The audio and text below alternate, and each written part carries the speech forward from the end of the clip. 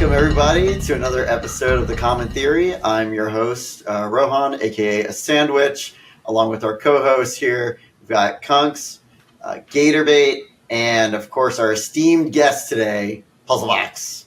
Welcome back, Puzzle. I'll start with Puzzle. This is your ex-podcast. You've been missing for a little bit. What have you been up to? I've been way too busy with real life. Started a new job. Been flying everywhere for trainings and stuff. Next week should be my last week. Got 20,000 steps in yesterday at work. It was great. It was a blast. So much fun. Getting that money and getting the steps. Yeah, but I've just been hella busy. Hopefully it calms down a little bit here soon. But Right on. Kunks, I've been told you were at a very large anime convention. Yeah, so this weekend was Florida SuperCon, one of the larger conventions in South Florida. It's for anime, comic books, sci-fi, pretty much everything. So me and one of our other local friends, Chinaman, his legal name is Chinaman. We both run a booth together selling Pokemon cards, selling singles, selling graded stuff. Go check out his website, Golden Phoenix Games. He also owes me a lot of money, and I owe him a lot of money. And Gator also owes him a lot of money. So unfortunately, all of our lives are tied to each other. So what you're telling me is there's at least 6 kneecaps that are getting broken in the near future. Oh, no, it's a cycle of kneecaps. We're all going to break each other's. Yep. And Gator, what have you been up to other than brewing decks, which we're gonna be talking about somewhat? Man, it's been just dealing with the Florida weather, right? Like, rain, and then too sunny and raining, which I understand doesn't make any sense at all. Just kind of piggybacking off of what Franklin was saying over there. I spent a lot of money. I didn't go to the convention, for the record. But yes, you did. No, I didn't. I drove past it, but I didn't go to it. But I spent too much money at it without even going as well. But yeah, it'll show up next. It'll probably show up next episode. Sounds dangerous. So it was a lot of fun, even though I didn't get to participate due to other circumstances and whatnot. But yeah, it was right on. Been good other than that. And yeah, I've been brewing a bunch of decks and trying to figure stuff out and trying to figure out how to win the game. Beautiful segue into our topic today, which is all about winning the game. So we're going to talk about win cons and how we win the game in CPDH in our format. We're going to talk about tunnel vision. Is it possible to be too focused on winning the game, or maybe we end up getting too focused on other things that prevent us from winning the game? And then the last part, which in my opinion is the spiciest segment of this whole ordeal, is table talk and how conversation can influence and help us win the game, which I know there's a lot of debate on how that works, how much should be happening, and what kind of things we even talk about at the table. Without further ado, let's talk about win cons in CPDH. Puzzle, I'm going to kick it off with you. What do you think what are your favorite, and what do you think are the strongest ways to win the game in CPDH? I mean, for me, obviously, I love combo. Combo is just the classic. I do think it's objectively the strongest way to win games, as long as you're playing good combos in the first place. But they're my favorite as well. They're very efficient compared to a lot of the other win conditions in the format. Sure. Being just, I'm going to hit you with guys. I don't know how many guys that'll take, whereas combo is once I get these 2, 3, maybe 4 cards, and they're on the board, I win the game unless you do something about it. So the thing I really like about combo is for sure that if you get it with X number of cards, you win the game, period. That's it. Whereas it's very non-deterministic with combat. I was going to say, historically, Combat has won at least one Sanctuary Open Series tournament. with Dargo Kedis. Aggro is still a pretty good win condition here. We do need to hit people with enough guys, but we also just need one big guy. We just need one Dargo to get in 3 times. I think a little bit of problem with that, though, Franklin specifically, is we don't have many Dargos, right? We have a Dargo, right? Like, Dargo is kind of an outlier that we have in our format. So, like, as much as I love Dargo, I think it's kind of wrong to always point at the Dargo and be like, well, Dargo exists. Most people, as ironic as it is, shit their pants when they see a Dargo at the table. Doesn't matter what deck you're playing. Dargo is insane at doing combat damage. I think it's not the Dargo. Maybe I'm wrong with this statement, but I actually think it's the Kedis is what Kedis. What if we makes see Kedis horse. Yeah. Yeah, once we see Kedis horse, we'll solely agree that it's mostly Kedis. Actually, you know what? We'll piggyback off of what Lotad says in the morning podcast. Kedis, he believes Kedis is the best red commander in this format. I am inclined to believe it. Kedis is one of the best commanders that we have. Well, it solves a small issue that we have in the format, and that's being able to deal with 3 players at a time, right? That's why I agree with Puzzle that objectively combo is truly the best, because it deals with 3 players. It deals with any number of players, as a matter of fact. So it gets the job done, and you don't have to worry about whatever situation that you're in 9 out of 10 times. Yep. Kedis does solve that for the combat decks and non-combat decks as well. There's very few, giving Puzzle the benefit of the doubt here, but, we did so many episodes, Puzzle. Yes, it's hard for combat decks to win the game. I get it, bro. I get it. But, they can. Like, don't get me wrong. You can still play combat decks if you want to play combat. But, you're going to have to work for it a bit more. All right, so we talked about combo. We've talked a little bit about aggro. I'll give this question to Gator. What other kinds of win cons do we see in the game that you can think of? I think let's do one of the outliers. So Puzzle is part of the CPH.guide. He does a lot with the statistics and things of that nature.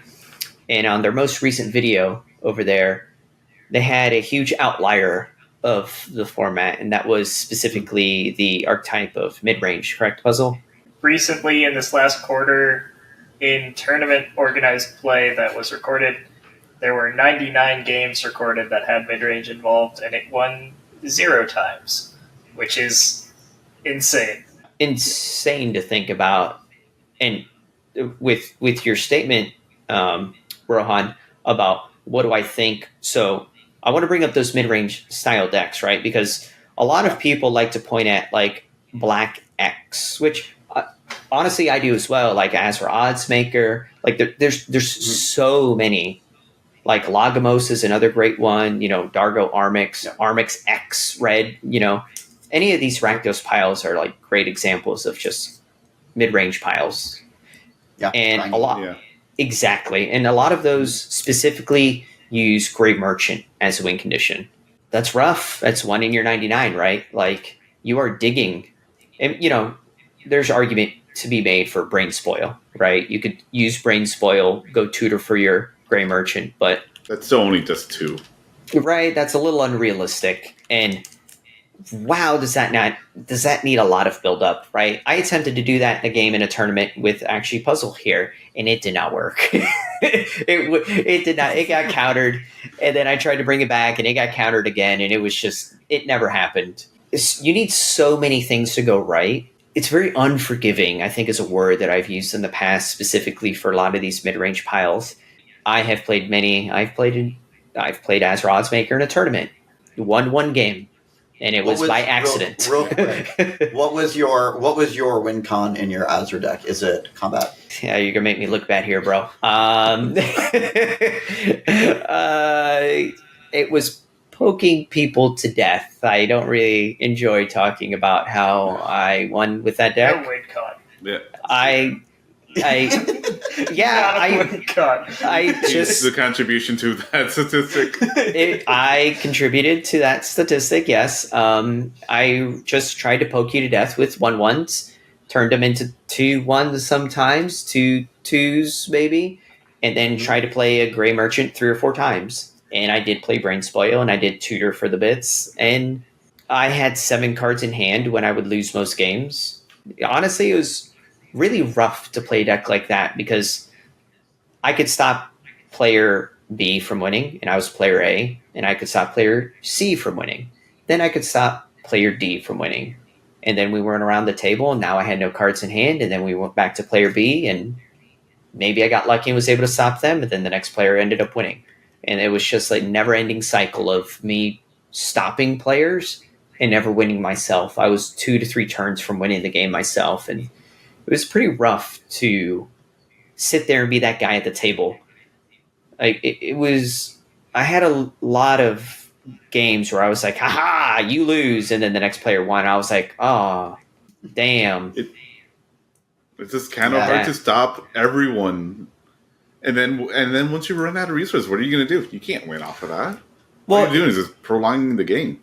So yes and no. So I'm going to give you a little bit of kickback there. It wasn't hard stopping them, but it was hard for me just to be able to win. I couldn't win.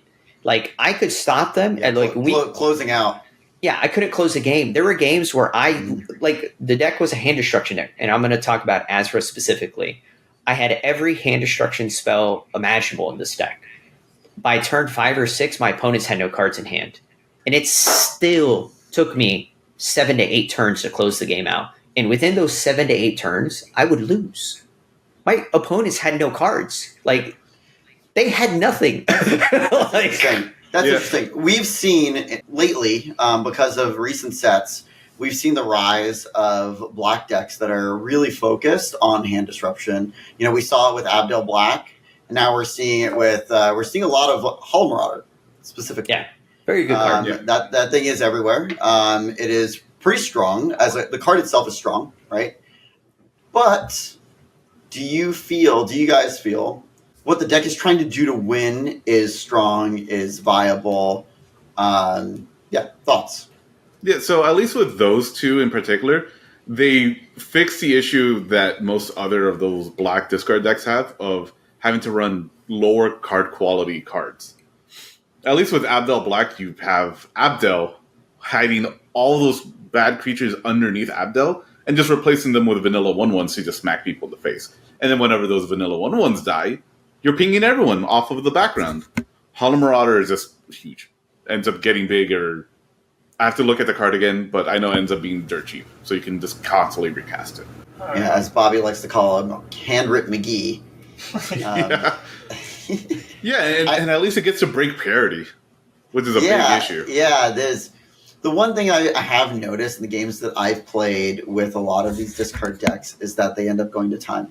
You know, I think poses an interesting question, and I'd like to hear your guys' opinion on this. Is going to time a viable strategy in a tournament? And I ask this because in a tournament that's big enough, if all of your games are a draw, you have a very high chance. You're probably going to make it in a top 16 if the tournament's big enough to do that. And if it's small enough, then you're probably going to make it into top 4 just off of draws. So do you feel like that's something that's valid in CPDH 2024? You have to win at least one game. Yeah, as long as you can win a game, yes. I think realistically, if you're not going to win the game, you should be playing for a draw, obviously, right? Our format, the way our tournaments are structured, reward you for getting a draw over a loss. I am not advocating for slow play. Do not slow play or anything outside of the means of a game to get the draw. But if you can remove everything that's trying to kill you and you still can't win, that's better than losing. So I do think there's some viability, but once again, you still need to win a game, which means you still need to be playing to win whenever you go into those games, not going in to draw unless you already have a win and you want to bank on that. Let me piggyback off you a little bit. Like, I completely agree with that, but also too, the decks that I like, I'm going to use Malcolm and Kedis, I'm going to use Gretchen as the 2 examples because that's what we both feel are the top of the food chain here. Both of those decks specifically can choose to do that. If the table chooses to 3v1 either one of those 2 decks, those decks could fight themselves into a draw state. And that's based upon I won my first round. You guys want to 3v1 me out of this tournament? You think you can? Good luck. And I think some of the best decks of our format have that already built into them, instead of playing a deck that's made to do that already. You kind of get what I'm saying? So, like, there are certain decks in our format that are just like removal.com. You know, I'm not going to call out any specific commanders, but there are some decks that have like 30 pieces of removal, some absurd amounts, right? What are you doing? What is your win condition in a deck like that? Which I know is how we win the game. And I really wanted to bring up, you have 30 pieces of removal. How are you winning the game with 30 pieces of, like, is that actually realistic? Are you going to kill everything everyone does? That's impossible. You play against TPI, they make 30 tokens. You're not winning. You're not stopping them. Same with Abdo. You're not stopping them. There's going to be decks that deck will not be able to compete against due to its premise, right? So I have a lot of issues when it comes to going, well, my deck's all removal or my deck's all combo, because now you're just playing the ignore game, or you're playing I don't ignore anything game, right? These are two like huge polar opposites that we really have to try to find an equal medium. And ironically enough, Gretchen and Malcolm are both that exact medium. Puzzle did a very good YouTube about it. We both were on 16 pieces of removal. And with how these decks go to... Now, this was a long time ago. The decks are a little bit different configuration at this time. But that was at this point. But both of those decks have a means to gather these cards quickly. So even though it's only 16 pieces, those 16 pieces are easily acquired. So it's like, I need Lightning Bolt. Here's 12 cantrips in a row. Look, I found Bolt. Deal with the issue, right? So I'll counter then, actually, a little bit, or rather, I'll play devil's advocate. So with a green deck, right, they don't really have, mono green especially, doesn't really have good ways of finding non-creatures, right? It has a few spells now, and we're getting more ways to dig through your deck to find creatures, to put creatures in your hand, to refill your hand that way. But they don't really have a way to dig for interaction the same way a blue deck does. So with that said, if they don't have that digging power that like a Malcolm Breaches or a Malcolm Kedis or Gretchen has, do you think that having double the amount of interaction that you might have in your Malcolm Kedis deck is an issue, and why? Well, mathematically, that would make sense, right? Like, just on the first get-go, right? If you can't push through your deck, mathematically, you would need double the amount because you can't actively look for it, right? Exactly. And I think a lot of players might feel that way. Yeah. Yes, but the thing that doesn't consider, obviously, is that you still don't have the card velocity, right? And the thing about the card velocity in these blue decks, and part of the reason why they're so good in competitive play, is because not only are they finding your interaction, but they're also finding the win conditions, right? So if you're just replacing all of that card draw with one side or the other, you're decreasing the chances that you get to see those other side of it. So if you replace it all with interaction, it's so much harder to find your win condition. And to be fair, at this rarity, that's just kind of something you have to accept if you're making the choice to play mono green. Like, that's just a decision you have to accept and think about your deck building in a different way than you would think about it as a blue player, right? You can't just modify Gretchen and turn it into a mono green deck, remove the blue, because you lose access to what blue provides you. I really agree with that. Yeah, I don't think there's any green creature tutors to go grab you Nyx's Born Hydra. And so you can get combat Gretchen back. No. There's a colorless. There's a wait. Is there a colorless one? No, because it's not is it an aura in your deck, or is it a creature in your deck? No, it is an enchantment. Never mind. You grab it with never mind. You grab it with Shrine Steward. Yeah, you could Shrine Steward it, right? But yeah, it's like it's one tutor, right? We did it. We broke Gretchen, guys. We broke Gretchen. Gretchen's now going to swing in for 16 commander. The best. I really like what you did there. I see what you're saying, but Puzzle brought up some great points. Let me give you a helping hand here, Rohan.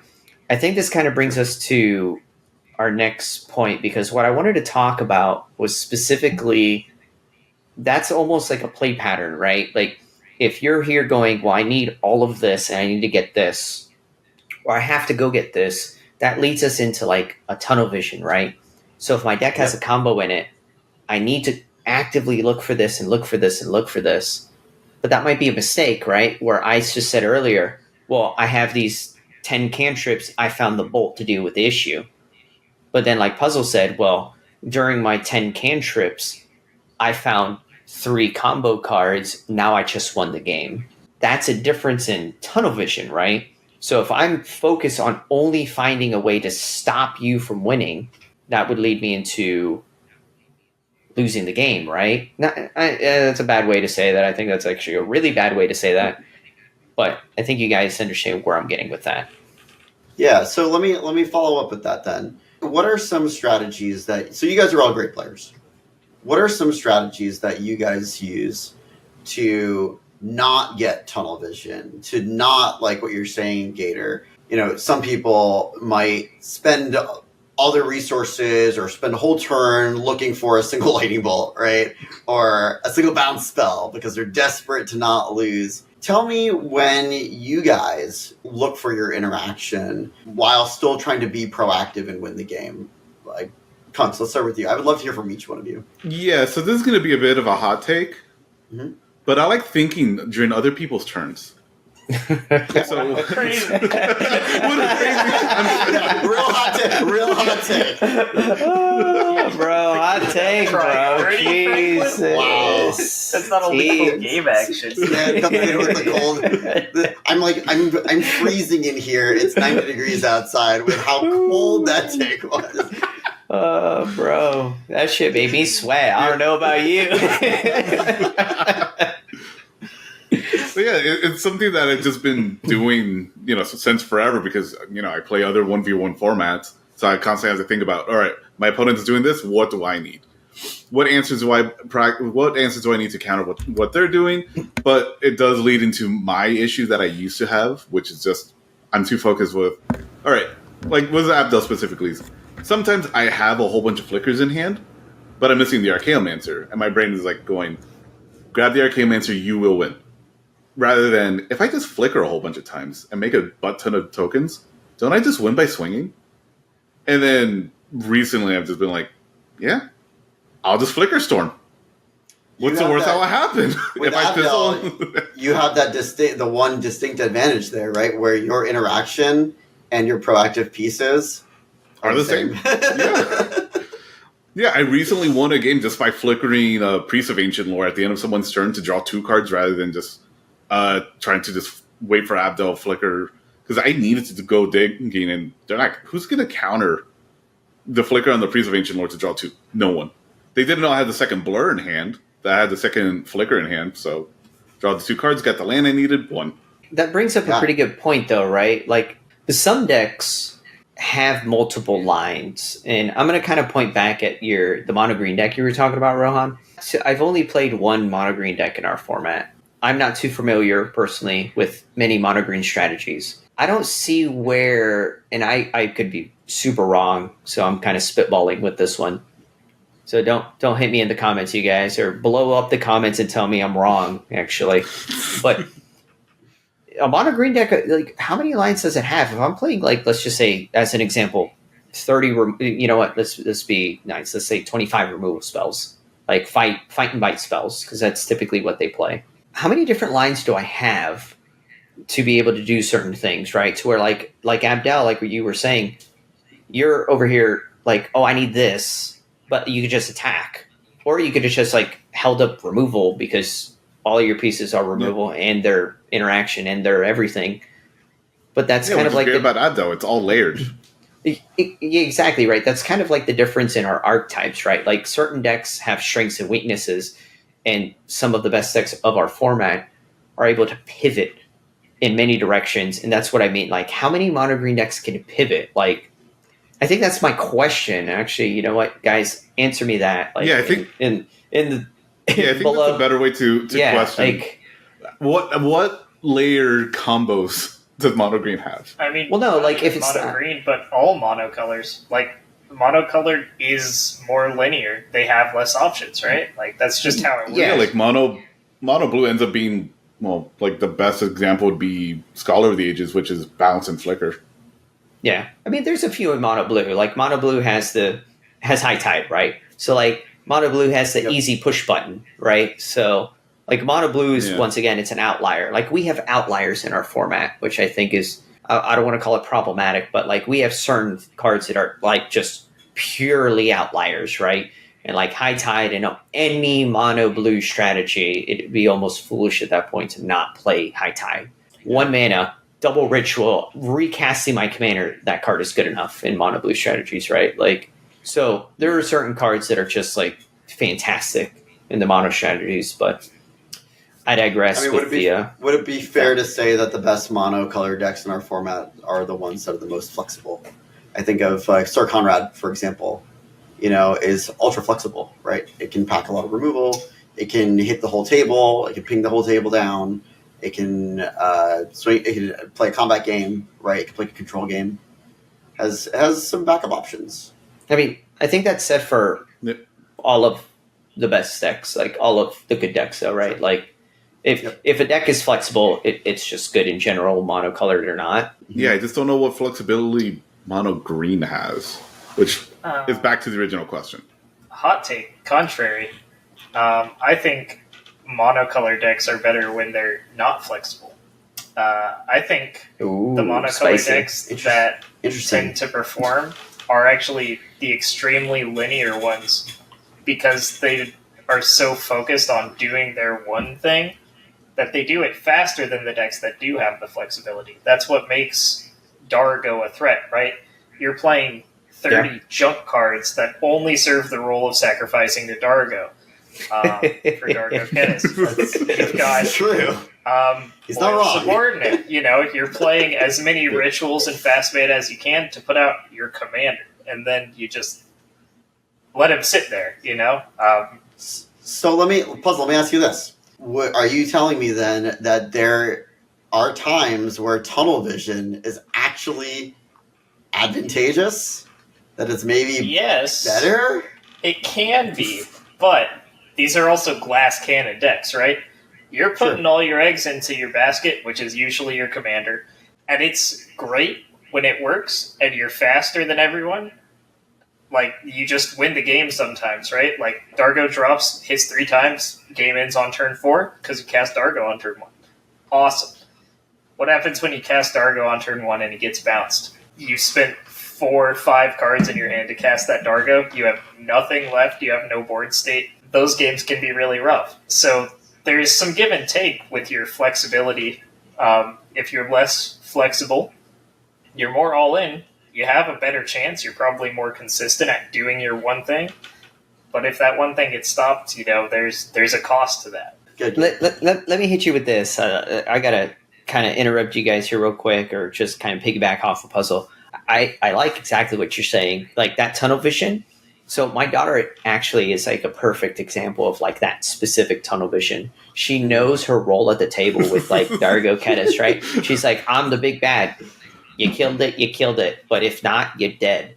I do like that style of tunnel vision. I actually appreciate, because it's, you know what you're doing, right? And your goal is to do that every single time. And the irony is the consistency factor. I think it's a play on how good a deck is as well, because if a deck is consistent enough to take the same game and repeat it over and over and over again, the odds are always in your favor. If you do the same thing every single game, you will win more games than you lose, because you just did it. You did your thing. It's maddening playing against my daughter sometimes across from me. The thing wins games. Yes. You can play 60 counter spells. Yes. And you can counter spell as much as you want. Yes, You're right. I am talking about specifically something that ends the game, not something that prolongs the game. Yes. So like in Dargo is specifically the card. Like she just turn 1, turn 2 Dargo, and if I don't have a way to get it off the table, I'm dead, right? 2 turns later. Because I'm the one she picks on at the table. It's so frustrating playing against her. And we're like, okay, we can plan for the turn 3 Dargo. But because we said we're planning for the turn 3 Dargo, we have to deal with a turn 0 Dargo. What are we going to do? Yeah, and like seed order and all those things, are very relevant.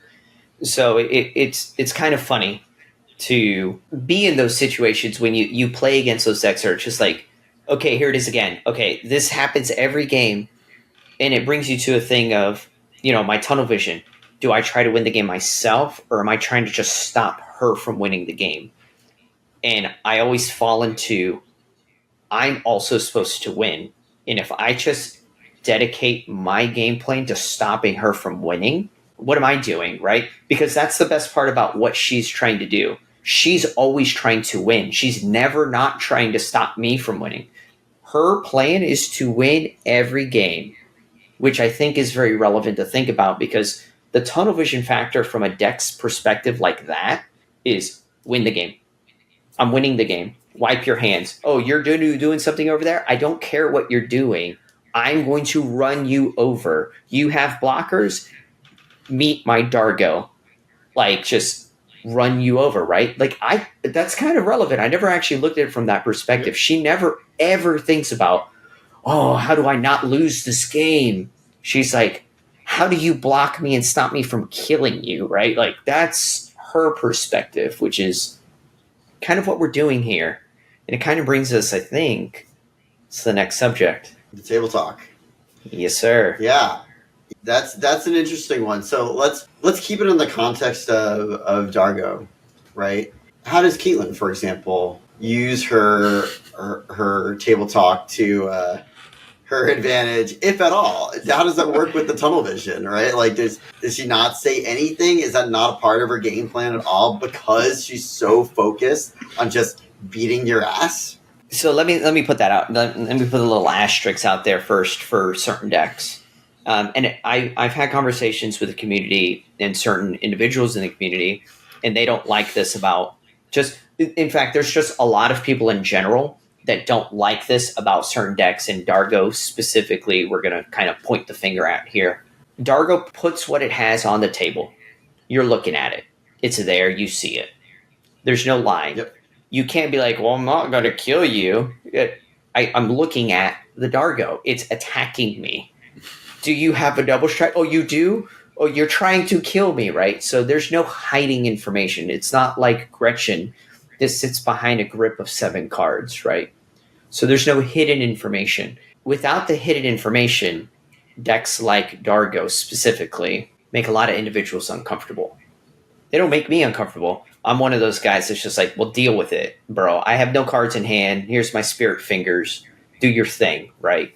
I think that's a big difference between certain decks in the format, right? Trying to hide information, trying to sit behind certain aspects.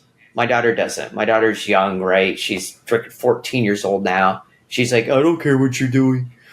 I'm just trying to kill you. And you're like, yeah, I see it. It's a double strike. You're dead. And you're like, why do you draw so good? Yeah, but, and it's so frustrating. I mean, what do you think, Puzzle? Like, with the table talk, bro, hit me with it. Like, what do you think with those different styles of decks? I mean, on the Dargo front, I literally imitate Caitlin when I play Dargo Tennis. I am just trying to run people over. You don't have room to politic with that deck, right? I mean, once again, it's tunnel vision. Like, you have one win condition. If people either answer it or they don't. I'm a bit different in terms of, like, the deck building, because I'm willing to play Snow Basics to bluff a Scred, and you're not. This madman over here. But, like, realistically, the deck's linear. You're going for it. And it's funny. It's funny that you say that, because like I feel very different as another Dargo tennis player. I actually feel very differently about that. Yeah, I feel actually, And I don't necessarily think Dargo is a particularly political deck, but I do think that at least my win rate went up significantly when I was able to help people understand what Dargo's role is at the table better. Where I'm like, look, yeah, I'm going to hit you, but I'm hitting everybody here. Right? And the old, if you let me hit you, everyone else takes 7. Yeah, you're just a little bit marked. Don't worry about that. Everyone's taking damage. So, especially if there's another aggro player at the table, they want Dargo around. I'm just helping them out. So Rohan, yeah, I have a quick story about that. I think I brought it up last week. But when I played against another aggro deck, they wanted me off the table when I was on gut. I was telling them like, "Hey, no, I'm your friend. What are you doing?" Actually, Rohan, weren't you there when you bounced Caitlin? Oh, yeah. Yes. So I hope you learned your lesson from that one. It's like there's 2 Dargos at the table. Okay, one of them is gonna kill me. I don't know which one. Like, I agree, Rohan.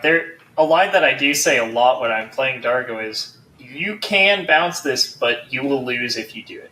I go out of my way when I play the deck to attack the person who benefits the least from removing Dargo, most often. Yes. Agreed. Yeah, like, that's how the deck plays, and the politics are, you cannot afford to remove this. You're going to take it. Or someone else will remove the Ketis, and then, it's all downhill from there. But, you just pray that doesn't happen. Yeah, if anyone ever makes it this far, if they learn that if they just remove the Ketis, they remove, 14 points of damage off the board. So let's let's veer away from, just, the Dargo Ketis train. Let's actually move into, the mid-range topic, because mid-range was, 0 and 99, right? Let's actually talk about that. Because I want to bring that up because the mid-range decks have to do the deed by themselves, right? Like, the goal of your deck is to do the deed by yourself. And from what I'm hearing, 0 and 99 is they're not doing it by themselves. They're trying to, feed off of other decks, right? And they're trying to be like, hey, if you do this, I'll do this for you. If you do that, right? The table talk, right? I'll kill the Dargo for you. What incentive does that give you, right? I have some pretty strong feelings around that. Starting with how we sort of define mid-range. And I think that in our format, mid-range maybe is defined incorrectly. If you look at... Hot take. Maybe a hot take. Let's look at CDH, which I kind of see as our sort of older brother format. All the decks are combo decks, for the most part. Minus, 1% of the decks, right? They're pretty much all combo decks. And the way they define a mid-range deck is significantly different than the way that we're sort of defining it right now. But they define, but I like the way that it's defined there. It's really about decks that accrue value over time and focus. Their focus is really accrue value. It's really gain value and play a long game and extend the game. And they set up engines. If you recontextualize CPDH in that same way, in our decks in the same way, then a whole bunch of the combo decks that we're playing fit under the mid-range pile. Yep. They fit under that category. I think Abdel decks, both Abdel Blue and Abdel Black, I think fit under that category because they're really about accruing value, right? And once you start snowballing, that deck you can't stop it, right? Yeah. I think Malcolm Breaches also falls under that format or under that category. All the non-ROG Malcolm Red decks. I'm actually not. I actually don't know about Malcolm Ketis. I mean, maybe. I think Malcolm Ketis is in a privileged spot where it can kind of play a really fast game because of depending on how you build the deck. Really, it's play with fast mana and all of that. And I would say I'd probably say Malcolm Ketis is the Grixis Turbo version of Blue Farm. Cool, Jesus! And Malcolm Breach. Are we hot take soup today, guys? Damn! What? Ooh, chill. Yeah, because I was gonna say Malcolm Breach is probably the Esper Control version of Blue Farm. I actually think Malcolm Reaches is very much like our format's Blue Farm. It's just trying to play in what it's trying to do. It's just trying to play a long game, trying to extend the game, obviously not go to time. And the way it doesn't go to time is because it has a big old combo at the end that 80 minutes into the game, you have that combo in hand and probably have redundancy for it. And you've got so much mana and so much stuff that you're just going for inevitability that way.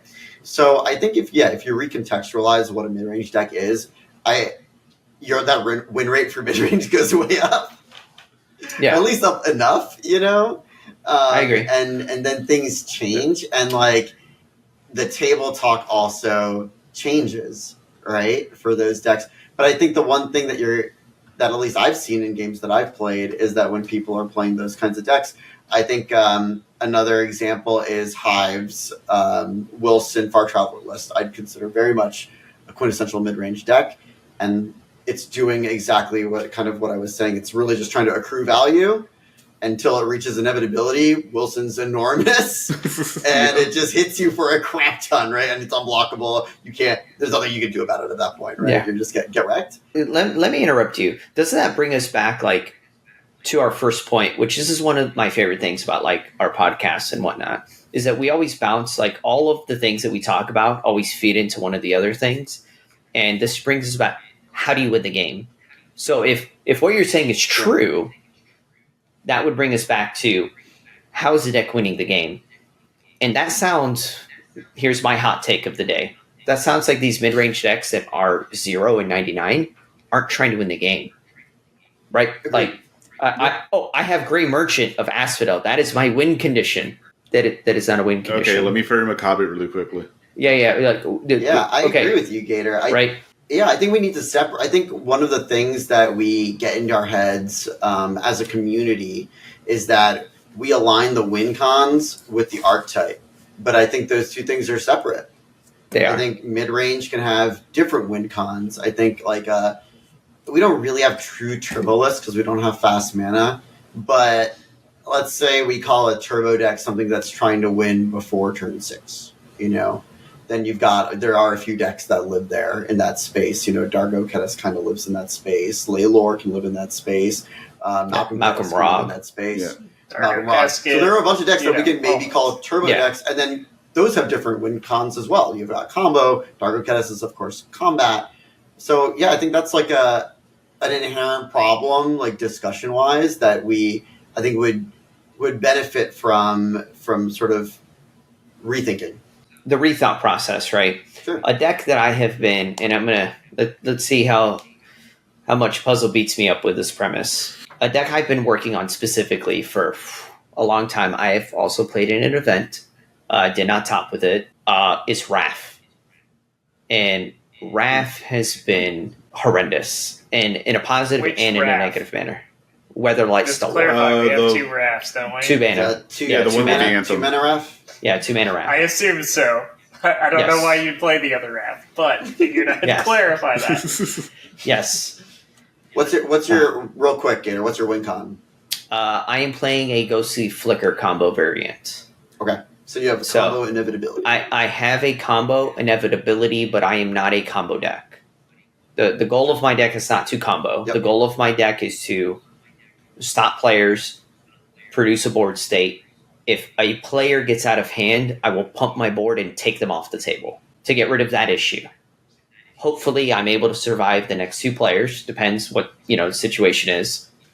And then, when needed, I still have the combo out. Yep. There's flaws in all of it, but the problem I have with that deck, and the reason I'm bringing it up, is how I win the game is long. The goal of that deck is base minimum. The goal is turn 10.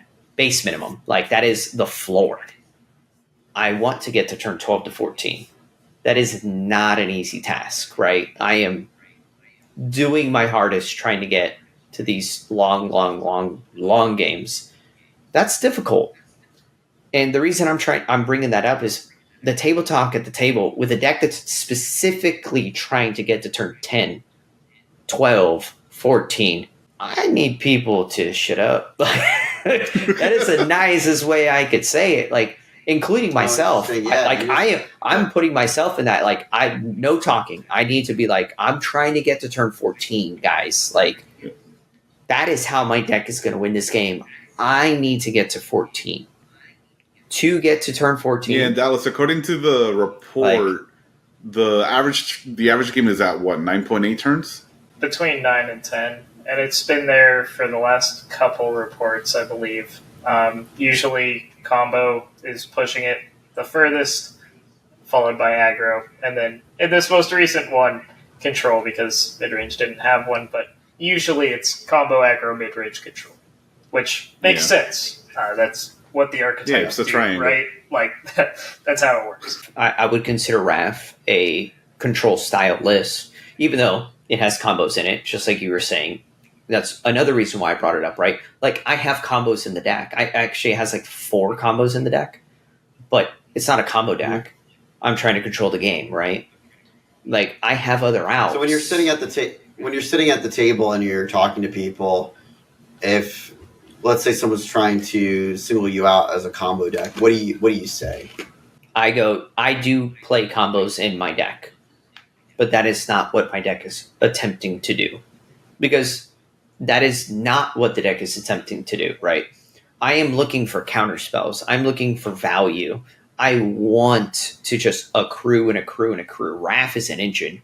Wrath is like my Mystic Remora, right? Like, Wrath is just gas on gas on gas. Like, I'm playing Raise the Alarm, dude. Like, what deck in the format plays Raise the Alarm, right? Like, it's not a good card. I'm going to go out there and say it. Inspiring leader. The bad inspiring leader lists? Like, yeah, all the bottom one. Like, but it's instant speed, 2 tokens, right? Like, it could draw me a card and make me 2 bodies, and I could pump those bodies. So, like, the synergistic properties that gives me are insane. Yeah, or you can use those bodies to draw a card later. Yeah, exactly. It all rolls back into one solid piece of, how I'm trying to win the game. But in that deck, how is turn 12 to 14? That is not an easy task through conversation. That's not an easy task through my tunnel vision. That's not an easy task specifically talking to the table.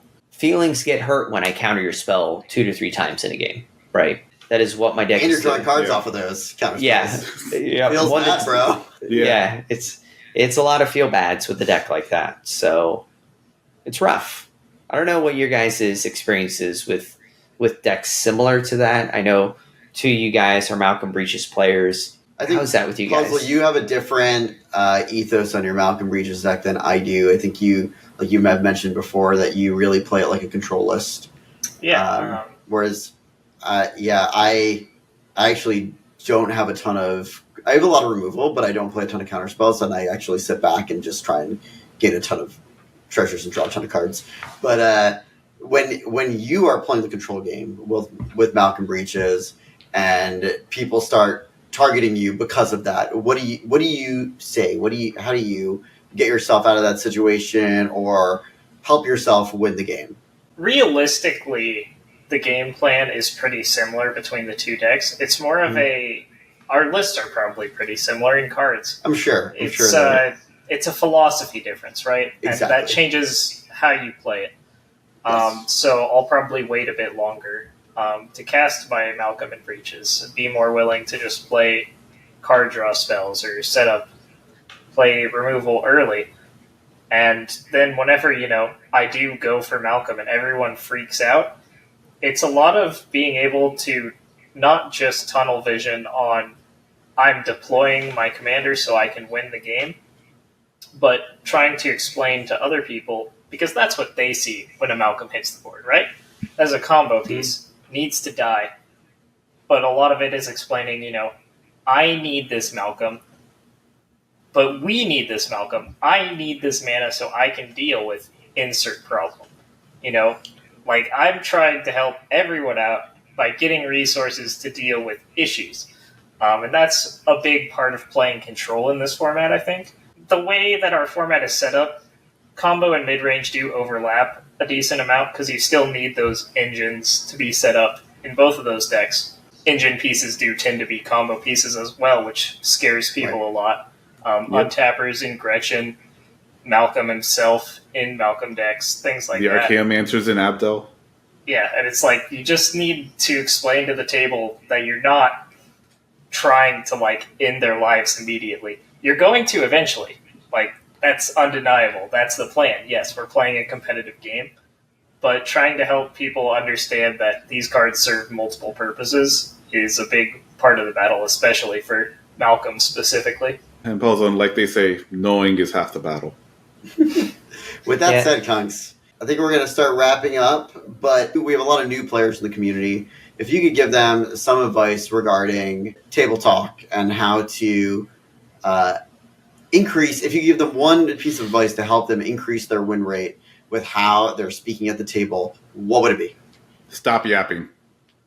That's it. Is that just so that they can play faster? And it's just so they can just play faster and so they don't accidentally over-explain anything they're doing. That's a good point. The over-explanation thing is key. That's what I was going to say, but not say stop yapping. I was going to say, I was going to hit the reminder button. A lot of players have the reminder button, right? So like you may have and I'm going to use this example because this happens a lot. Someone has a standard bearer, and then a player reminds another player that standard bearer exists. If you didn't say it existed, they were going to play a spell and then throw it at it. And then the standard bearer would have gone away. Or something would happen, right? But then a different player says it exists, and they're like, oh, I won't do that now. So the reminder... Actually, I don't know if that works anymore because of the rule changes on take-backsies. It does. We'll save that. No. I'm not. Another episode. Yeah, no, I'm not talking about like take backsies. I'm just saying like you say it when it's their turn, Say, like, so they don't. Don't forget. Yeah. I can't It do exists. X because of the standard bearer, so I'll just pass my turn and remind the table that it exists. You know? Yeah, that's what I'm talking about because then Speaking of which, Gator, they keep is reminding. our game still live on YouTube? I don't. When you try to turn. Yes. When you were on Malcolm Kettis and I was on Abdel and I had standard bearer out, but you had a Meeboy changeling? Yes, I lose to I win to myself, losing to myself, yes. Well, we'll come back to that at a later point in time, but yes, I still win that game for the record. Yeah. But even though the entire table is like, oh no, you have to target the standard bearer because it's the only flag bearer. And the commentary is like, it's like laughing their ass off. They're like, no, they're still a standard bearer. Yeah, super misplayed. Still works. What are they talking about? But yeah, it was a super misplay. But yeah, that's kind of what I am saying though, right? Like looking at the reminder text, like don't remind your opponent shit. Let them make a mistake. Like I want you to make a mistake. I play certain decks to deliberately make you make mistakes. I don't want player C telling player B that I just tried to make them mess up. Because now they don't mess up, right? That shit blows my mind. I'm like, bro, they're about to die to themselves, and you reminded them not to lose. Like, what? That Clay did that to me once during, I think, Sanctuary 2 or 3. It's like, you're messing up your own combo. You're supposed to do it like this. I'm like, oh, thank you, Clay. Thank you for reminding me. So now I'm just going to generous gift everyone's board. And then... Yep. And then Echoing Truth of your elephants. Clay being his nice self. Shout outs to you, Clay. But yeah, we love you.